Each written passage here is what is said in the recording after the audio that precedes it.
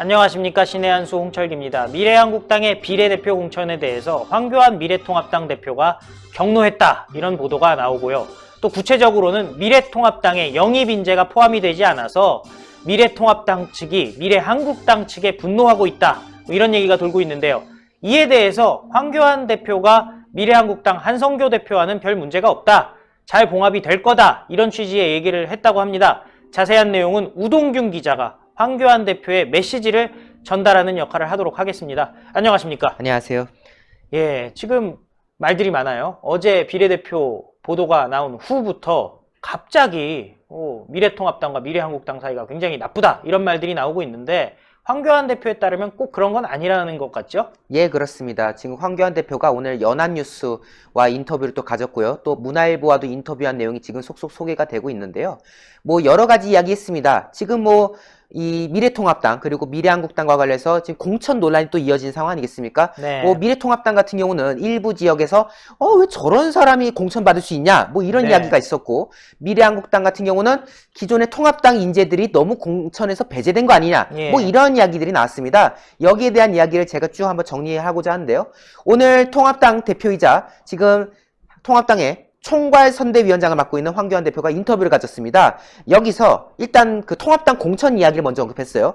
공천에 대해서 많은 분들이 이제 지적을 하고 있는 상황 아니겠습니까? 이렇게 말했습니다.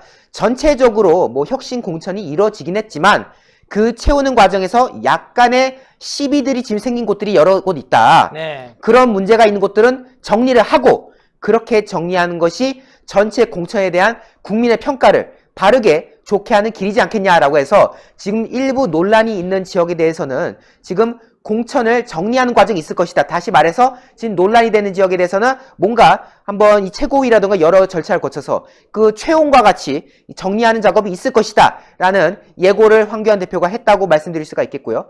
또 지금 이 당 지도부가 일부 공천 결과를 이제 바꾼 거에 대해서, 여기에 대해서도 지금 어떤 공간이랑 그리고 황교안 대표를 비롯한 지도부 간에 갈등이 있는 거 아니냐, 뭐 이런 이야기도 있는데요. 여기에 대해서도 이렇게 말했습니다.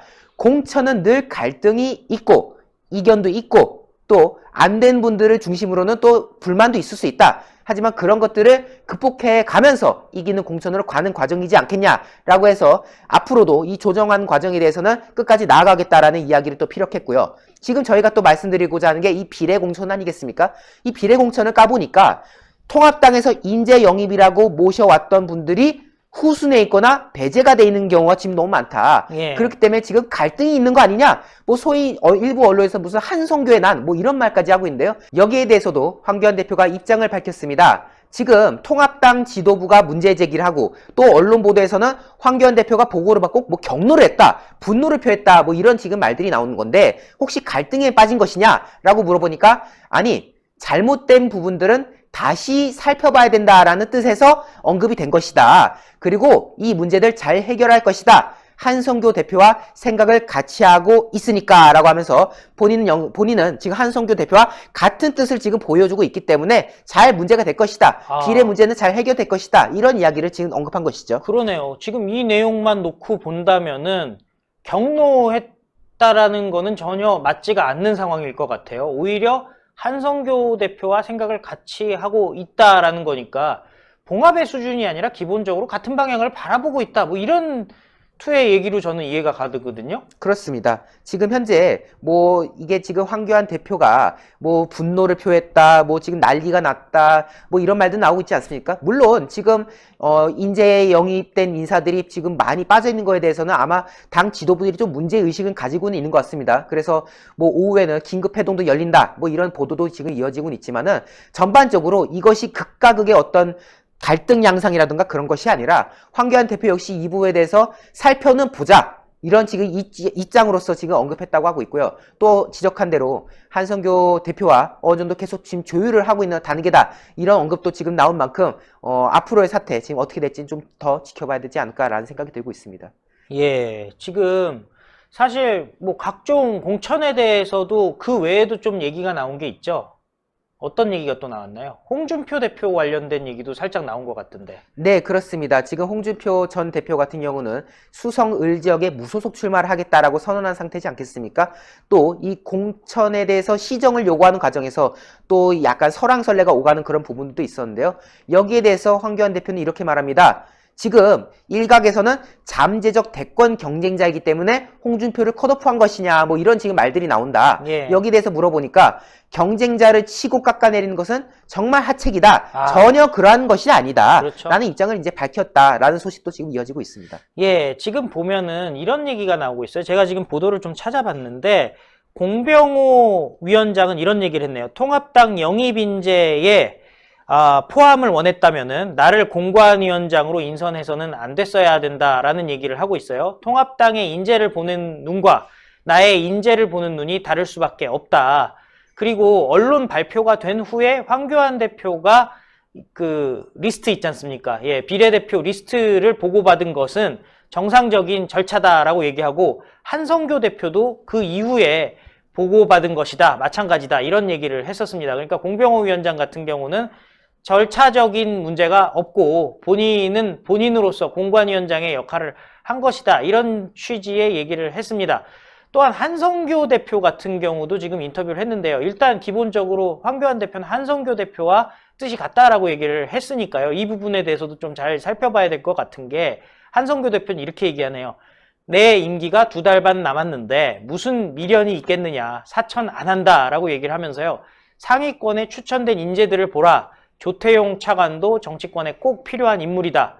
세상에 완벽한 공천은 없다 하지만은 그동안 공병호 공관위의 공천을 지켜보면서 그렇게 나쁜 공천이라고는 생각하지 않는다. 공병호 위원장도 같은 생각일 것이다 라고 얘기를 했는데요. 그러면서 당초에 원래 밝혔던 젊고 전문성 있는 인재라는 그 공천 방침에 충실했다라고 이해하면 된다라고 얘기를 하면서요. 미래한국당 창당대회에서 우리 당의 공천의 컨셉은 젊음과 전문성이라고 밝혔기 때문에 그 정신이 실현된 공천으로 이해해 주셨으면 좋겠다라고 얘기를 한 바가 있습니다. 어찌되었던 황교안 대표 입장에서는 한성교 대표와 같은 뜻을 바라보고 있다라고 얘기를 한 상황이고 네. 또 한성교 대표 입장에서는 어떤 그 공천의 원칙, 젊음과 전문성에 대해서 얘기를 한 상황 아니겠습니까?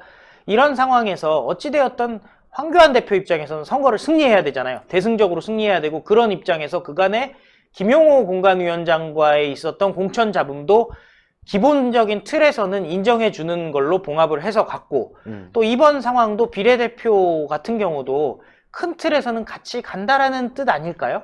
그렇게 지금 보여지고 있습니다.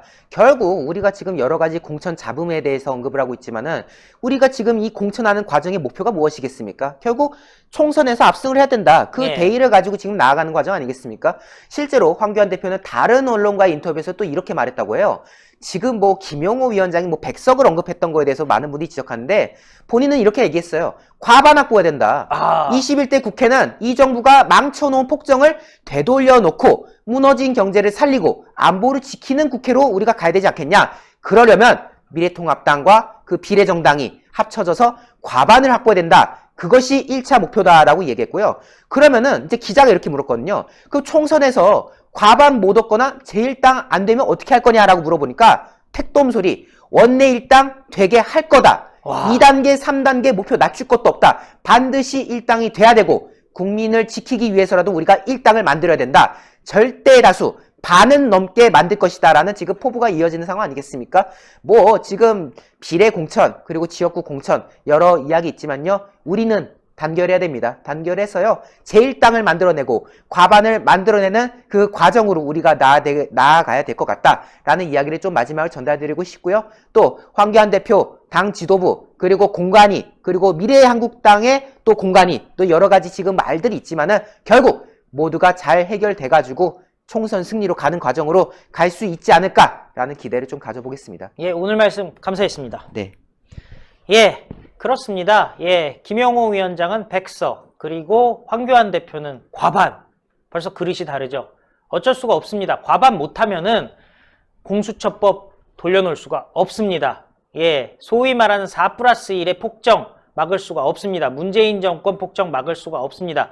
그러니까 어떻게 됐든 문재인이 싫다고 하는 분들 다 설득해서 표를 모아야 되겠죠. 그런데 저 개인적으로는요, 과반도 좀 약해요. 왜냐면은 탄핵도 가야 되지 않겠습니까? 200석 가야 됩니다. 그쵸. 그래서 표를 몰아줘야 됩니다. 적어도 180석은 가야죠. 180석 가면요, 저쪽에서도 배신자들 나옵니다. 그럼 저쪽 배신자들이랑 합쳐가지고 또 탄핵 가면 되는 겁니다. 그래야 대한민국 바로 사는데요.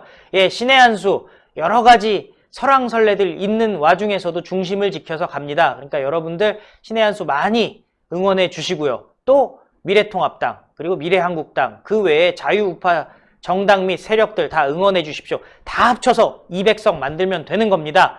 그러니까 신의 한 수 그때까지 열심히 튈 테니까요. 꼭 구독 버튼 혹시 안 누르고 시청하시는 분들 구독 버튼 눌러주시고요. 2번은 안 됩니다. 한 번 딱 누르시고 구독 중 나오시면 그냥 두면 되고요. 그리고 추천 버튼 꼭 눌러주시고, 그리고 1877-1477 정기 회원 가입과 그리고 유튜브 회원 가입에도 많은 관심 부탁드리겠습니다. 감사합니다. 감사합니다. 감사합니다. 고생하셨습니다. 신의 한 수의 구독, 좋아요, 알림 방법입니다. 보실 영상을 눌러주세요. 아래의 구독 버튼을 눌러주세요. 그럼 종 모양이 나옵니다. 그 종 모양을 눌러주시면 신의 한 수의 새로운 영상들이 알림이 울립니다. 그리고 엄지척 좋아요 버튼을 눌러주세요. 여러분의 구독, 좋아요 버튼은 신의 한 수의 큰 힘이 됩니다. 댓글로 여러분의 많은 의견도 듣고 있습니다. 응원의 댓글도 부탁드립니다.